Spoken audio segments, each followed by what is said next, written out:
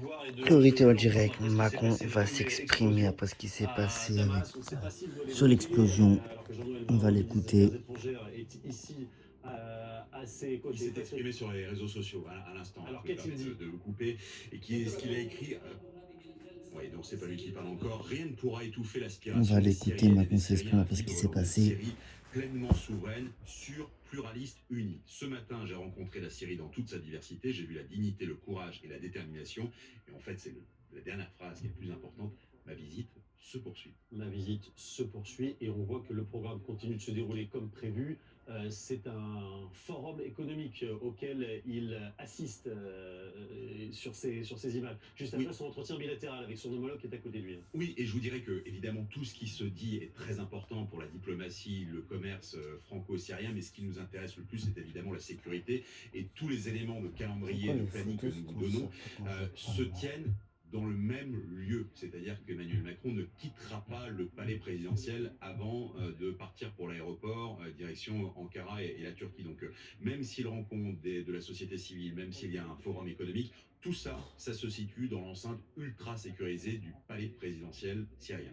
Frédéric Auréal, ce palais présidentiel, autant vous émettiez tout à l'heure des doutes sur la bulle de sécurité et le périmètre autour de l'hôtel où il a passé la nuit, en revanche, le palais, on peut imaginer qu'il a été passé au peigne fin de façon beaucoup plus stricte. Très clairement, de toute façon, il n'y a aucun risque qu'il puisse y avoir le moindre problème sur un site qui a été effectivement visité par les deux services de sécurité, à la fois le syrien et le français.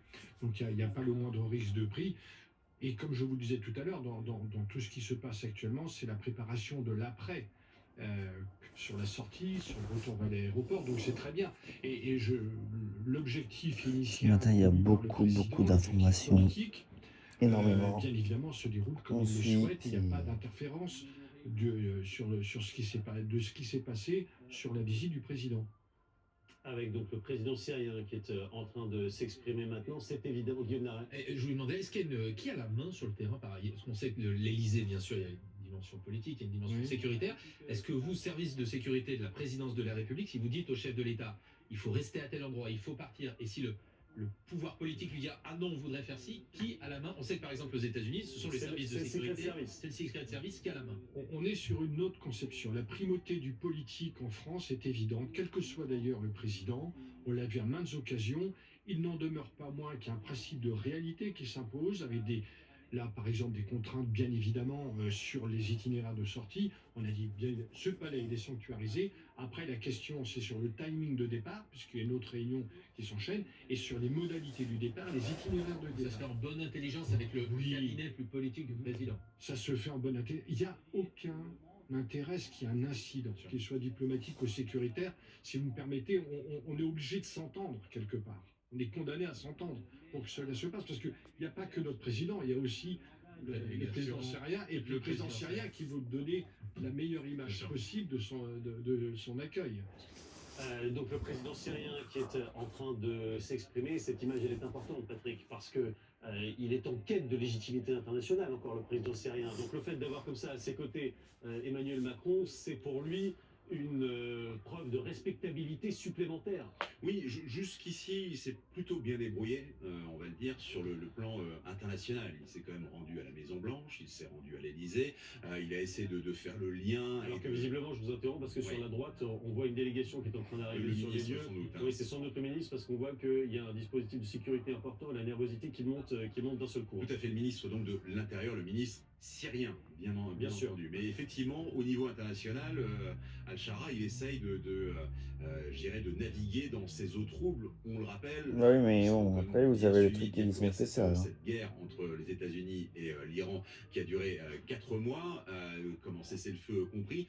Nous n'avons jamais entendu parler de la Syrie. Et c'était bien le but des autorités syriennes, de rester alors que on est vraiment au cœur de ce Proche-Orient. On ne vous a jamais parlé de drones qui seraient tombés d'un côté comme de l'autre, alors que les Syriens, on le rappelle, hein, enfin, la majorité est sunnite et ce sont des ennemis régionaux de l'Iran chiite. Et donc il a réussi à naviguer là-dessus. Il essaye de faire comprendre aussi que désormais, alors que tout le monde est en train de regarder la sortie d'Ormuz, on peut aussi passer par la Syrie pour Je peux taper? exporter du pétrole venu des pétromonarchies. Donc il joue là-dessus. En revanche, sur l'intérieur, c'est évidemment beaucoup plus difficile, ne serait-ce que tout ce qui fait État, je me penche vers Benjamin Morel, mais c'est-à-dire à la fois les frontières, les institutions, une histoire commune, et ben là on n'y est pas encore du tout du côté de la Syrie.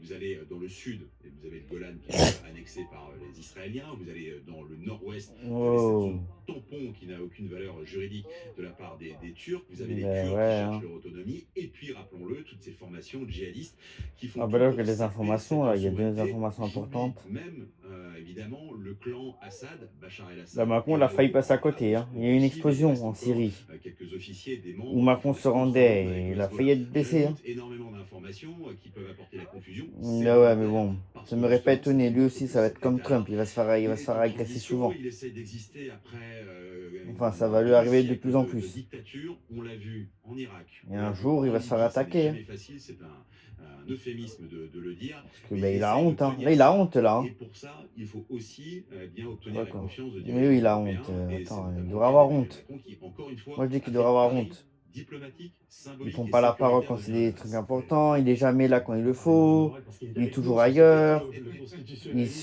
se rend est il prend avec jamais nous la parole. pour un autre Non, non, sujet non, qui est l'attente du jugement de c'est sûr que c'est pas Floris excusable Tenoto, sujet d'agresser, qui concerne mais évidemment sur le dans un Vendée. sens, je Mais suis Laurent d'accord. Barret, évidemment, Lui, il va dit que se du faire côté un de jour la délégation agresser, hein. française, on a Et là, plus qu'une oreille et un œil aussi du côté du palais de justice pour savoir ce qui est en train ça va de pas se être la même passer. chose, hein. Le président, il est entre l'international et le national. Oui, parce qu'il faut savoir qu'au-delà de la dimension Non, mais là, maintenant, il a peur. juridique, Mais ça va faire comme judiciaire, la Trump. Et il va dimension avoir des gardes du constitutionnelle, corps où il y a ils aussi une vont, Il va où ils vont lui... s'exprimer. Attends, il va s'exprimer, je te rappelle après. Heureux d'être à vos côtés en cette journée et de pouvoir être là aux côtés d'une délégation d'entreprises françaises. Voilà, donc considérable Macron s'exprime, et, on l'écoute. aux côtés de vos entreprises et aussi de vous-même. Je voudrais m'inscrire dans la continuité des propos que le président vient de tenir. Après 14 années de guerre, au fond, le défi de la Syrie est multiple et les opportunités, les intérêts des entreprises françaises sont convergents avec ce défi. C'est d'abord stabiliser le pays et à travers la reconstruction sous toutes ses formes, donner des perspectives d'opportunités, de création d'emplois pour les Syriennes et les Syriens qui sont présents ici, ceux qui ont été déplacés dans le pays ou ceux qui sont réfugiés à l'étranger pour leur permettre de revenir dans des bonnes conditions. Et c'est pour nos entreprises des opportunités à saisir pour participer à ce développement. Et au-delà de la première phase, celle de la stabilisation, de la reconstruction, c'est également faire de la Syrie dans la durée un hub régional, vous l'avez dit, c'est-à-dire un lieu où des stratégies plus larges peuvent se développer et en particulier où des chaînes logistiques nouvelles peuvent se construire, des routes énergétiques ou de données peuvent se bâtir, qui d'ailleurs réduisent les risques inhérents au fonctionnement de la région aujourd'hui. Et ce qui s'est passé, ce qui se passe encore, même si c'est à moindre intensité dans le détroit d'Ormuz, le montre ô combien. Et des axes qui avaient pu être pensés, certains y reviendront il y a plusieurs décennies, sont à réenvisager. Et donc c'est aussi une série d'opportunités pour nos entreprises, nos investisseurs, de participer à cette aventure dans la durée et de pouvoir avancer. Pour réussir cela, la première chose, c'est multiplier les échanges, les accompagnements. L'Union européenne, la France s'engage, vous le savez, à vos côtés. Nous avons été les premiers à ouvrir ce cycle de levée de sanctions. Nous avons cherché à convaincre tous nos partenaires, y compris américains, et les prochaines semaines seront marquées par des étapes importantes qui vont permettre de poursuivre tout ce travail que je viens d'évoquer.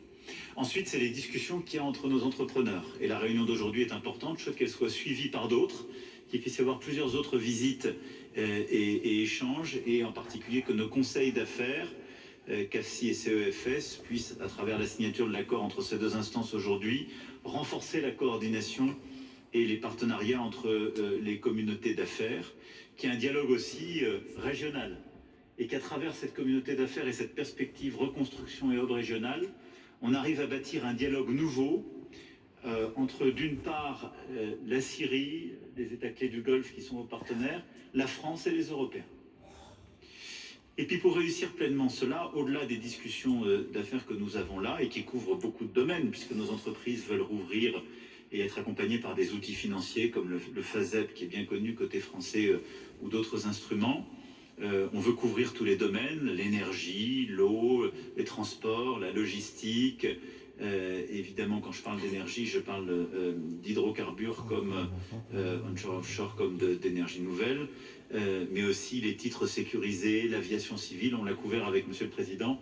Il y a des domaines très variés. Et pour ça, on a besoin collectivement de réussir à créer un choc de confiance. Et je veux ici le dire, notre intention, ça n'est pas de multiplier des annonces en milliards pour qu'on mette des mois, voire des années à les réaliser. Ce choc de confiance suppose un travail intime que nous devons commencer, que nous allons commencer. D'abord pour vous aider à rebâtir un système fiable de financement, de compensation et de structuration de la chaîne monétaire, économique, financière qui permettent un bon cadre pour les investissements internationaux et le bon fonctionnement d'une économie saine et transparente. La France est prête aussi à être un partenaire par les expertises et la coopération que nous voulons renforcer, par aussi ce que nous voulons faire avec vous et le GAFI pour permettre justement toutes ces clarifications, les coopérations avec la Banque centrale syrienne. Ensuite, c'est tout ce qu'on a commencé et qu'on veut continuer d'accompagner avec la restructuration du secteur bancaire, qui assureront un bon financement de votre économie. Et nous sommes en capacité de vous appuyer là aussi à cet égard. Et puis c'est tout le travail à bâtir que vous avez commencé avec le Fonds monétaire international, mais aussi demain avec le Club de Paris, pour permettre là aussi la structuration d'un bon financement, la restructuration de la dette passée, et ce qui permettra à l'économie d'avancer. Et je pense que la fiabilité de ce cadre, sa clarté, est la condition pour qu'on ait d'abord une bonne stabilisation et reconstruction, et ensuite un partenariat en effet durable comme nos entreprises le souhaitent, et la construction de ce hub régional, de ces nouveaux corridors énergétiques et de connectivité. Et donc, vous pouvez compter aussi sur nous, sur ce chemin. Je remercie en tout cas nos entreprises présentes, MEDEF International en octobre dernier, et tout ce qui a été fait pour préparer cette réunion, et dire à tous et toutes qu'avec le Président, au fond, nous voulons continuer ce chemin. Et ce chemin, il est simple. L'histoire entre la Syrie et la France est une histoire de confiance qui est plus grande que nous. Nous avons été aux côtés du peuple syrien quand il a voulu son unité, sa liberté. Nous n'avons jamais dévié de cette voie, contrairement à beaucoup, y compris ces dernières années quand certains cédaient à d'autres sirènes. Et jusqu'au bout, nous avons été là, et nous avons été dans les premiers à rouvrir quand il a fallu rouvrir, avec cette nouvelle ère qui commençait. Donc nous sommes des partenaires fiables, constants, prévisibles, et qui avons, je crois, toujours été aux côtés des intérêts du peuple syrien, de son unité, et aujourd'hui, de sa volonté de retrouver la prospérité. C'est là où la France, où ses entreprises, ses investisseurs ici présents continueront de se trouver. Je vous remercie.